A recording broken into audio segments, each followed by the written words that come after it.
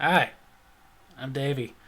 I'm awesome, and welcome to Davy's Awesome Wrestling, where I review wrestling-related things, all from the perspective of a fan, not an insider. So this week, I'm going to be reviewing a documentary that came out in 2006 about the late, great Dusty Rhodes. Although this documentary did come out 9 years before his passing, so that won't be addressed in it. The American Dream, the Dusty Rhodes Story. Of course, it starts out with Dusty Rhodes talking about his growing up in Austin, Texas, the son of a plumber. He even talks about where he got his name Dusty Rhodes, from a baseball player, and how his dad really wanted him to be a baseball player.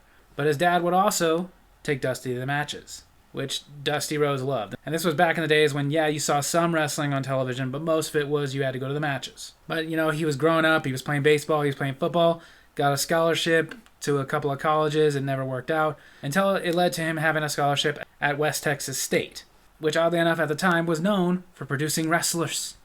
At the time, there had been 3 NWA champions, which at the time was the biggest prize, that were all alumni of West Texas State.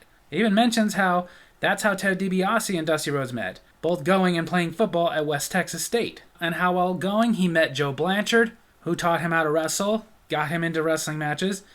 He made a little bit of money, and it made him decide that instead of pursuing his football career, he wanted to be a wrestler. And his first start into wrestling was part of a heel tag team with the late, great Dick Murdoch. And how him and Dick Murdoch were a great tag team. They were doing really well. They loved each other. They were good friends. Problem was, they were too much alike. Which I think all of us know. We've had that kind of friend where they're so much like you in the bad ways that they kind of bring out the worst in you, to the point you're just feeding off each other's bad energy. So it made Dusty Rhodes at some point decide, this isn't good. I need to stop being on the road tagging with Dick Murdoch. I need to go solo. He said, though, that that's what kindred spirits him and Dick Murdoch were. That when he told him that, there was no bad blood, there were no hard feelings. It was just, okay, good luck. And the first place he went after he decided to go solo was Championship Wrestling from Florida. One of the big territories back then. Which originally he went there being the heel like he was in his tag team with Dick Murdoch. But as time went on, working with Eddie Graham, developed the character of the American Dream, the one that we all know and love, and he just started taking off. He turned babyface and became huge. Really huge. Again, this is back in the territory days where most people only knew about wrestlers around their territory, and the really big names were the ones that transcended the territory. The ones that the wrestling fans knew, even if they could not watch wrestling from Florida, or Mid-Atlantic, or New York, or Texas, wherever they were at, they still knew who the American Dream Dusty Rhodes was. And it goes into how he's becoming such a big name in Florida, transcending Florida, that it got the attention of Vince McMahon Sr., who wanted to bring him in to do a series of matches with his champion, at the time, Superstar Billy Graham, and goes into that legendary feud. How they originally had a title match at Madison Square Garden that Dusty Rhodes won by countout, therefore not becoming the WWF World Champion. So then they had a rematch of a Texas Death Match, which back then was a big deal. Wasn't like nowadays where we see that kind of stuff all the time. Back then, that was rare. But Billy Graham won that one. And Dusty Rhodes saying, I think we can get one more out of this with a Texas Bull Rope match. Which Billy Graham won that one too. But either way, that made such a big name for Dusty Rhodes that when he went back to Florida, almost immediately he goes into a rivalry with Harley Race over the NWA World's Heavyweight Championship. Which again, back then was the top prize in wrestling. And eventually, winning the NWA World Heavyweight Championship, which he would win 3 times. Again, back then that was a much bigger deal than now, because now having a year-long title reign is kind of a big deal nowadays. Back then that was kind of standard. 1 year was considered like a short reign. What I liked about this one versus some other documentaries, when you know these wrestlers had multiple marriages, they kind of just gloss over that. This one, it didn't talk much about his first marriage, just talks about he got married, had his first 2 children, one of them being Dustin Rhodes, a.k.a. Goldust. But that marriage didn't work out due to life on the road, being a wrestler. It's rough on families. More went into his second marriage that lasted a lot longer, the wife that would bear him Cody Rhodes. And then, of course, they took some time to talk about Dusty Rhodes' promo skills. Which, to this day, if you made a list of like the top 10 talkers in wrestling, he's got to be on that list. Like, seriously, if anybody made a list and didn't put Dusty Rhodes in that list, I would have to flag it as false information. Then it went into his rivalry with Ric Flair over the big gold title. How he had won it back and forth from Flair. But still, Dusty Rhodes, he was the biggest babyface at the time. Flair was the biggest heel. It was a natural. But then it goes into how Dusty Rhodes started taking a little bit of a break from wrestling. Not really, he was still wrestling, but mostly he was the booker for Mid-Atlantic Championship Wrestling, which was the number 2 promotion at the time, through Jim Crockett Promotions. It was there that he created some of the most iconic events in wrestling history. Starrcade, the Great American Bash, Halloween Havoc, which later would become WCW's biggest pay-per-views. It didn't go into in WCW how he created Clash of the Champions or War Games, which is one of my favorite matches, but I mentioned that just to show his creative mind. Because some people forget this, but Starrcade came before WrestleMania. But due to Jim Crockett Promotions overspending, Jim Crockett Promotions went under, got bought out by Ted Turner, officially became WCW, where Dusty Rhodes was still the booker. You know, his booking in WCW around that time, some of it was good, some of it wasn't. They can't all be winners. But Dusty Rhodes said until some new guy came in running WCW, whom he would not name, but I think those of us who know wrestling history can easily figure out who he was talking about, considering every wrestler who wrestled under that guy has nothing nice to say about him. Then again, looking at his era of running WCW, nobody has anything nice to say about it. But him clashing with him, them having different ways of running things, Dusty couldn't take anymore and left WCW and went to WWE, where he was just a talent. No booking, which he said he enjoyed for a while. It was nice for him to get back to just being a wrestler. But of course, his time in the WWF at the time brought about the polka dots. And they talked a little bit about the polka dots. Of course, every wrestler who knew Dusty Rhodes saying they believe it was Vince McMahon pulling a rib on him. Bruce Pritchard was in this documentary professing like he has before. He said it was not a rib. It was just Vince McMahon looking at him in the ring in his black trunks and going, "I see yellow polka dots." Just something about his flamboyance and stuff.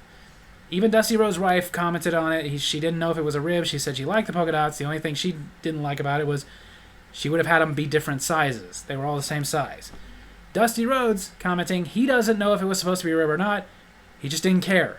And here's the thing, personally, a lot of people, fans, love to go on and on about how horrible the polka dots were, but let's face it, those of us around now, that's like our most iconic image of Dusty Rhodes, is coming out to that The American Dream song, his dancing, the polka dots. None of us took it as a joke. We liked it. It was entertaining. It was fun.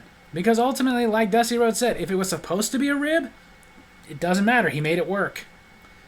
And of course, then it goes into him being managed by Sweet Sapphire, which again, some people thought maybe that's a rib. Whatever, it worked. The Sweet Sapphire, the entrance music, both of them dancing in polka dots. It worked. It is still where my mind goes when I think of Dusty Rhodes. And it led to his most memorable feud in WWF when he feuded against the $1 Million Man who bought Sweet Sapphire and even helped get his son's foot in the door, Dustin, when Ted DiBiase tried to buy him. But then after his time was up with WWF, he decided to go back to WCW and mostly just be the booker. Didn't wrestle much at all there. At that point, his in-ring career was not completely, but just about done. Like, he made a few appearances here and there, but he was not a full-time wrestler no more. And even talked about how he was part of the WCW booking committee, decided to put the World Championship on Ron Simmons. Which, as we remember, was a big deal, as Ron Simmons is the first African-American World Heavyweight Champion in the history of wrestling. And it goes into how his son Dustin Rhodes went with him to WCW, and he was helping him get over in WCW. Like the War Games match that Dustin was in with his father, Dusty Rhodes, and the Nasty Boys. But then, what kind of led to a rift between him and his son, Dustin, was when Dustin met and started dating the woman who would later become his wife, Terry, who later became Terry Runnels, managed him as Marlena. Dusty did not like their relationship. In this documentary, didn't say exactly why, but the little hints and stuff. Dustin started seeing her behind his back, and the hint is basically that Dusty felt that she was manipulative and controlling, and that Dustin would do anything she wanted, whenever she wanted, without question. Then again, that's also what I've heard from people who were just around and knew them as a couple. Either way, it led to Dustin leaving WCW, going to WWF, where he became Goldust, his most iconic character ever, and it worked. And it was funny to me that they were talking about this because, as a side note, I remember during that time hearing tales about how him and his father Dusty didn't talk because Dusty didn't like his character Goldust. Dusty, in this documentary, praised the character of Goldust. He loved what his son was doing. His son was getting big. He was like the top heel at the time. I honestly feel like if they didn't eventually turn Goldust babyface, then Goldust would have been a world champion, or at least competing for the world title more often, because he was the top heel for a minute. But apparently the whole time that Dustin was in WWF, it was very hard on Dusty because him and his son were not speaking. For about 5 years, they didn't say a word to each other, and that was rough on him. He went through a depression over it. Until Dustin, after his time with WWF ended, and his marriage, went back to WCW, and him and his father finally made up, and apparently were never crossed again, up until Dusty Rhodes' death in 2015.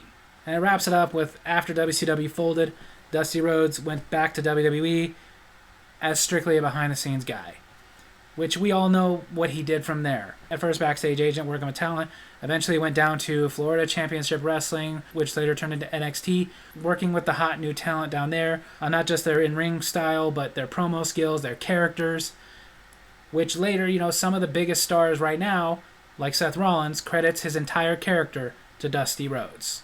It didn't go into him being in the Hall of Fame because that actually happened a year after this came out. Again, it didn't go into his death because that happened 9 years after this came out. But this was a very good documentary, a very fitting documentary for Dusty Rhodes. It shined him in the light that he was meant to be shown. Watching this all these years later, I'm still as entertained and intrigued by it as I was when it first came out in 2006. Because I will admit, I am a big Dusty Rhodes fan. I will admit, I didn't know much of Dusty Rhodes until his time in WWF. I was a kid, that's when I was getting into it. So, again, to this day, my first image of Dusty Rhodes, when I ever think of him, is the guy in the polka dots, coming out and dancing with Sweet Sapphire. But you know what? I still got a smile on my face when I think about it. I still wonder why they didn't do more with him at the time. Maybe it was because he was part of the biggest competition Vince McMahon had for a while. Who knows? Plus, back then, there was strict no babyface versus babyface stuff. I feel like nowadays, if somebody like Dusty Rhodes had went to WWF, they would have wanted to do that dream match of Dusty Rhodes versus Hogan. But back then, they didn't do that. So, whatever. Either way, this is a great documentary. It is great for wrestling fans. It still holds up. So if you are a wrestling fan and you love wrestling history like I do, you have not seen The American Dream, the Dusty Rhodes Story, then I definitely recommend you go on Peacock, where it's located, and check out The American Dream, the Dusty Rhodes Story. So there you have it. That's my wrestling review this week. I hope you guys enjoyed it. And if you did, make sure to hit like, hit subscribe, hit the little bell so you get notifications when I post new videos, and leave a comment to be answered in my next comment corner. Tell me what you thought of The American Dream, the Dusty Rhodes Story. Tell me your favorite Dusty Rhodes memory. Love you guys.